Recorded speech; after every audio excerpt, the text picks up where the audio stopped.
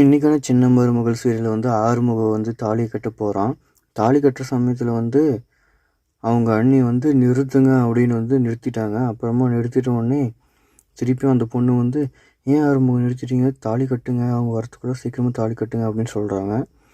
ஆறுமுகம் கட்டுறதுக்கு போகும்போது அவங்க வந்து, ஆறுமுகம் நிறுத்துங்க, நான் சொல்கிறது கேட்கலையா அப்படின்னு சொல்லிட்டு நேரம் வந்தவுடனே அந்த பொண்ணு வந்து, அண்ணி இது வந்து என்னுடைய வாழ்க்கை பிரச்சனை, இதில் வந்து நீங்கள் தலையிடாதீங்க அப்படின்னு சொல்கிறாங்க. சொன்ன உடனே அவங்க வந்து அடிச்சிட்டாங்க.